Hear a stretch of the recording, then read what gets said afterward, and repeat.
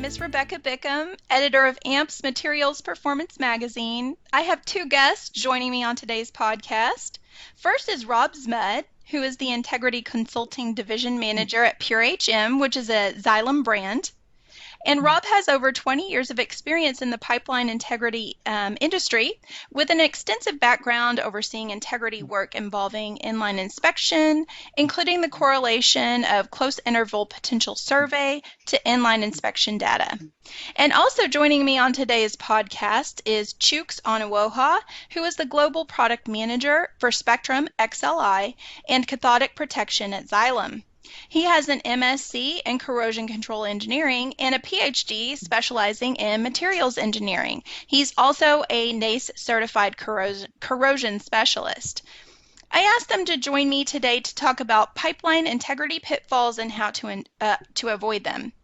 So Chuks and Rob, thank you so much for joining me. How are y'all doing today? We're doing good, thank you. Doing well, Rebecca. Great, thank you both. Doing well, Rebecca. Thank you both for being here. My first question is for you, Rob. Completing unnecessary digs has been identified as one pitfall that operators experience. We all know the unnecessary digs are a drain on resources. So can you explain why this issue persists and how it can be combated by operators? Yeah, thanks, Rebecca. We've been consulted on this a number of times. It could be a situation as simple as a crack pig dig that after the operator goes through the huge expense of the excavation, goes through the huge expense of removing the coating, completing the NDE, only to find that the suspected crack is really only a little bit of undercut in the long seam. To another situation where it's a little more complicated, where the operator went out to recoat a section of pipe that has low CP values, again, large expense for a lengthy excavation, sandblasting, and finding no metal loss. Now, that wouldn't be the end of the world, but it certainly raises questions as why we chose this as a recoat area. So they go through the recoat, the backfill, and find out that the activity only slightly enhances the CP system. Now, we have to ask ourselves if this was the most effective use of our resources. These activities are a huge drain on the resource. The resources aren't only financial. It takes a lot of work to put together these results. It's people's time. We are putting coworkers in potentially dangerous situations. Even driving to the location of the excavation can be a problem. In addition to that, all of that, in some of these circumstances, we can actually do more harm than good and end up revisiting that excavation location in the future to fix a problem that we caused through that excavation that was truly unnecessary. If we complete data integration beforehand, we can eliminate these situations. By taking data from multiple sources, we can get a much clearer picture of the situation and integrate the inspections and other data. We can get a clearer picture of the situation from integration. All of these things can be done with minimal extra steps and keep operators from improperly spending their resources. We're all in a crutch to get things done quickly. We have to do things that are fast and agile. But if we take those steps, to the question you asked, Rebecca, that these things persist because, again, we don't have enough time or we don't get the resources to integrate that data and get that clear picture. Thanks for that explanation. I understand that one of the pitfalls you see operators run into is missed digs, which has obvious negative implications should a missed dig result in a failure. Rob, can you explain why this issue arises and how it can be avoided? Yeah, Rebecca, this is the other side of the coin. We talked earlier about the digs that are unnecessary. This is where when we don't integrate that data, we don't get that clear picture and we don't see the true problems. A lot of time and money is spent on regulatory compliance. This is very important. These regulations are there for a reason, but they are also a minimum standard. By digging into our data further, we can see issues before they become a larger problem or even that regulatory issue. For instance, if we start with a topside dent from an inline inspection, it is less than the depth that is required for excavation, we would move on. The corrosion group has a coating survey for that location and they find a holiday. Again, this is below the criteria for any kind of excavation or remediation of that coating anomaly. The damage prevention group then goes on and has a depth of cover survey and notices that this area has a slightly less or slightly shallower cover than the other locations in the area, but it still doesn't meet the criteria for the excavation. Each of these surveys on their own would not result in that excavation. It's only after we integrate all of these data sets that we start to see that this location may be a third-party hit. A topside dent with coating damage in an area of decreased cover. When we say it in this context, again, these things line up and we have a clearer picture of what we're talking about. So integrating all of these data sets together, we can see through a different lens and discover those problems that we would normally consider a mistake. We wouldn't have excavated on each of those merits. That was a great explanation. Thank you. Chuks, the next question is for you. The last main pitfall your team has identified relates to treating integrity issues without properly diagnosing the root cause. Can you explain how this happens and the implications of this approach? Yes, thanks, Rebecca. As Rob explained earlier, normally in the inline inspection world, there is, this approach of you pick, you dig, and you fix the problem. So the approach of pick, dig, and fix, without actually conducting a root cause, is not the best way of managing pipeline integrity. So for instance, due to the reactive requirement from excavation criteria, you expose the pipe, and depending on the condition, there could be immediate repair condition, it could be 60-day repair condition or 180 days repair condition. So because of these requirements, operators are required to address these issues in front of them. So they really have the time, even to spend the resources to actually determine holistically what is going on my pipeline.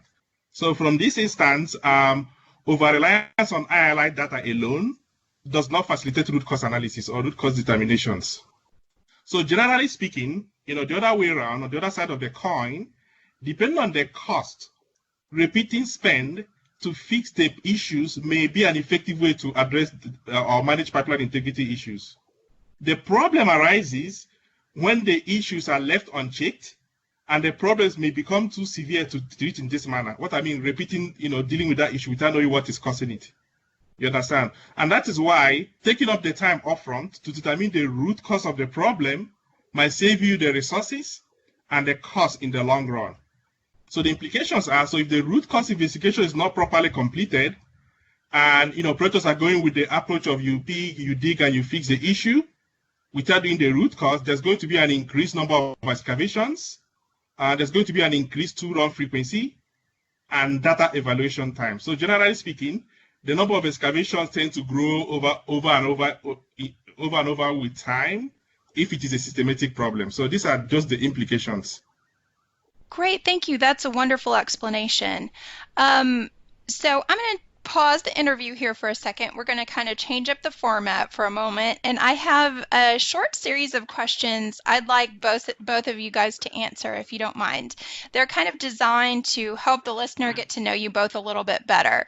So my first question is, what's your favorite TV show, movie, podcast, book, or sport that you're consuming right now? Rob, I'll start with you. Oh, geez, that's an interesting question. Due to the pandemic, I'm kind of running out. So again, if the viewers have some suggestions, I can always use some new material. But I've started watching reruns of the shows of my youth right now. Netflix is a savior during this time. Absolutely. What about you, Chuks? Watching English Premiership football. I came into Canada from Manchester, so I'm a very strong Manchester City fan. So I can actually wake up around 5 a.m. Edmonton time, which is around noon in the UK, in Manchester, UK, to watch Manchester City games. So I'm a very passionate Manchester City fan. And recently, we beat Liverpool last week Sunday to be able to be on top of English Premiership League. So that is what drives me a lot over the weekends. I look forward to weekends to watch Manchester City and English Premiership football. That sounds like fun. You're a very dedicated fan. I like it. So my next question is, who do you consider a hero or mentor? Rob, to you. Oh, God, this feels like I'm won an award, and I've got to thank all these people and make sure I mention names. Let's see. Again, I think if people are listening, John, Dave, Rob, Artie, Jake, all of you guys, thank you for the tutelage I've gotten, and I think you're all great mentors. Appreciate it. Great. What about you, Chuks? I have Trevor Place of Cambridge, Canada. He is a very passionate internal corrosion fellow, because I have a very strong passion for corrosion. And if I see people that are passionate like Trevor Place, it gets me excited. So because of that, he's one of my mentors. And the second one is Bridget Berardinelli of Sensus Xylem. She's very highly process oriented, and she has outstanding attention to detail. So these things, I like somebody that is very, very process oriented, and because of that, she's one of my best mentors I've ever had. How nice. Okay, my last question in this series is, what's your biggest pet peeve? Rob? Actually, thank you for the time to discuss these topics. Missed digs and doing digs that are not required are a huge thing. I worked in the industry a lot of years and saw that misuse of resources, and it is very frustrating. So developing techniques and finding ways to get around that, or not get around, finding ways to address the problems properly is one of the things I'm really passionate about. Great. What about you, Chuks? In terms of the biggest, I would say, generally speaking, when you schedule a meeting with your team members and, somebody's kind of, frequently attending meetings, say 10 minutes late every time, it becomes a little bit habitual. Overall, it's not really a big issue, but, sometimes it gets a little bit messy. So overall, that's what I don't really like professionally. Understandable. All right, so let's continue on with the interview. I've got one more question, and it's for you, Chuks. How can an operator fix persistent systematic pipeline integrity issues? So this can be, looking at their three main pipeline integrity assessment techniques. So the inline inspection, which Rob has extensive experience, and the direct assessment, and the hydrostatic pressure testing. So to address this concern, it can be done by using an integrated approach. So what I mean by that is the operator runs inline inspection tool, and then it identifies, for instance, external metal loss or internal corrosion metal loss, and then it is integrated with a DA, direct assessment program, to be able to pinpoint what the root cause is. So for instance, for regulated pipelines, where inline inspection is the main pipeline integrity assessment technique, DA can be supplemented as an engineering assessment to pinpoint the root cause. So for instance, for external corrosion direct assessment programs, based on the levels of cathodic protection, coating condition, soil conductivity, likelihood of external corrosion can easily be ascertained. So to go one more step, in a holistic way, we can also ascertain the MIC likelihood, DC and AC interference likelihood, to be able to holistically evaluate the root cause investigations. So once we know the high-risk locations, once they're identified, it can be backtracked and correlated with the ILI data to ensure that appropriate measures are taken to ensure integrity of that pipeline. So in this instance, you conduct a DA, you understand what the problems are, you correlate with the ILI, it helps operators to proactively, implement mitigation measures to prevent future problems. For internal corrosion direct assessment programs, so we use high accurate pipe elevation profiles with robust and sophisticated internal corrosion predictive models to be able to predict water, solid, and also internal corrosion rate for the entire pipeline. So once the high-risk locations are identified, it can be correlated with ILI data to be able to appropriately ensure the integrity of that pipeline, or implement measures, mitigative or preventive measures to prevent future failures. For stress corrosion cracking direct assessment, depending on the previous history of XCC on that pipe, the age of the pipeline, and the coating type, temperature for high pH SCC, these are from the compression station if it is for gas pipeline, or pump station for liquid for high pH SCC, stress level, XCC susceptible location can easily be identified. So with this information, it can be integrated with inline inspection data, for instance, when MRT is run to be able to identify cracks.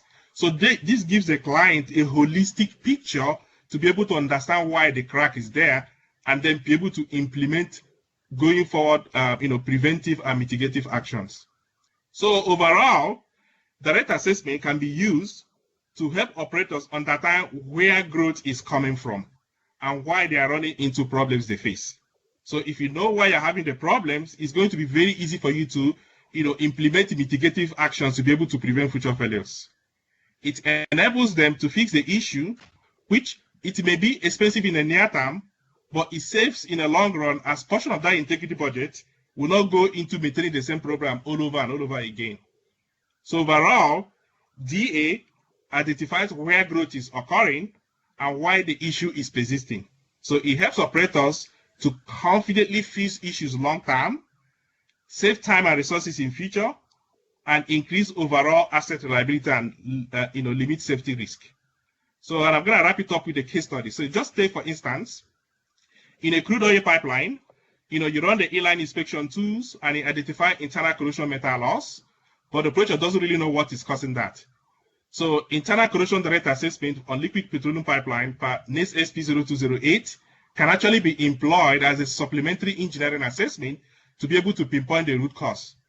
So this will require, looking at the previous history, current operating condition, inspection and monitoring, activities, and then using the accurate pipe elevation profile and robust internal corrosion predictive software to be able to predict the water, solid and internal corrosion rates. So once you get that information, and even the recent sophisticated internal corrosion predictive modeling also predicts the internal corrosion mechanism. So say, for instance, in this specific pipeline, the problem is microbial induced corrosion. You already know what is causing the internal corrosion metal loss. And then, the operator can actually, consider application of biocides or other measures to be able to prevent future MIC on that pipeline. So by knowing what the root cause is, because you're using DA as, engineering assessment for the root cause analysis, is going to help operators make an informed decision and prevent future failures.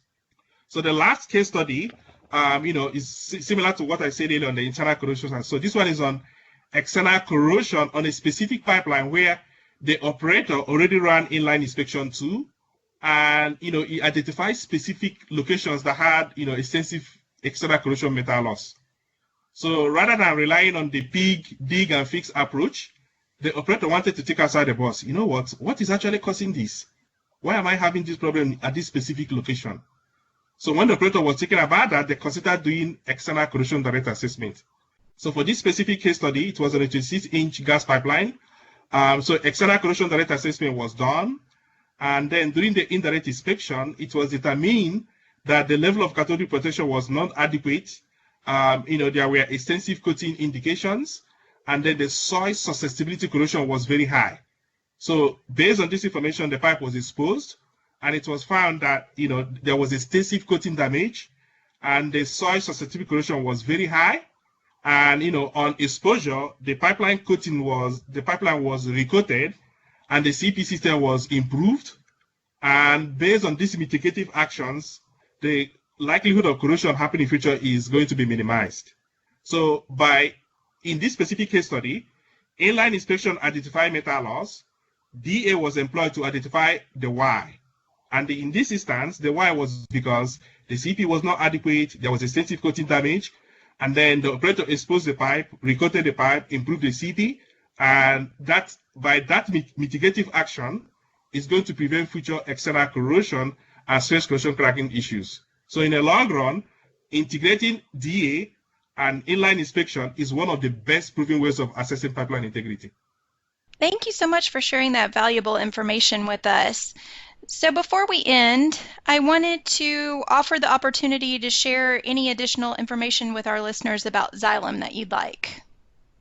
Okay, yeah, when I was talking about the DA, external corrosion direct assessment programs, internal corrosion direct assessment programs, and stress corrosion cracking direct assessment programs. So we have a robust, external corrosion direct assessment indirect inspection tool.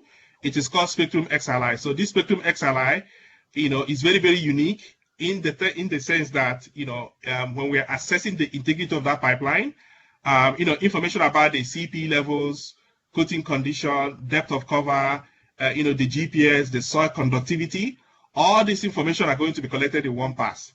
So if you are working on that pipeline, you are collecting all this information, all the whole data is time-stamped and synced in that, all the data is time-stamped and also synced with the same GPS. So once you collect this data, there's also a raw log that is being tied to each specific data point, where our integrity specialists can go back and actually review all those raw log to be able to make an informed pipeline integrity decision. So for instance, when you're doing your CP SIPs, the rectifier has to be interrupted. So if there's any interference problem in the area, or the rectifier is not properly interrupted, or maybe during the data collection there's telluric activity, or there's poor soil contact, our data integrity specialists will have the ability to be able to review that raw log and help you to make informed pipeline integrity decision for the client. So this Spectrum XLI, has that capability to capture all multiple data sets in one pass, and also it comes with a proprietary software that is used for aligning different multiple data sets, to help, make informed decisions, and also quickly identify where, indications of coating anomalies are. So for internal corrosion direct assessment as well, it is very, very crucial to be able to have accurate pipe elevation profile. So with the Spectrum XLI, during internal corrosion direct assessment programs, so the depth of cover and the GPS, the pipe locator and the GPS are actually integrated into one system to be able to ensure accurate and precise pipe elevation profile that are used with robust internal corrosion predictive modeling to be able to predict internal corrosion rate for the entire pipeline. So this specific technology, Spectrum XLI, enhances all the DA programs, from external corrosion direct assessment to internal corrosion direct assessment to stress corrosion cracking direct assessment. So it's one of the technologies that is leading in the industry. Okay, great. And if anyone listening wants to get in touch with you all, they can reach out to the following email address. I believe it's info@purehm.net. Is that correct? That is correct. Okay, perfect. info@purehm.net. Wonderful. Well, I'd like to extend my sincerest thanks to Chuks, Onuoha, and Rob Zmud for taking the time to join us today. This is where we'll end our interview. Again, my name is Rebecca Bickham. I'm the editor of Materials Performance Magazine, and thank you so much for listening.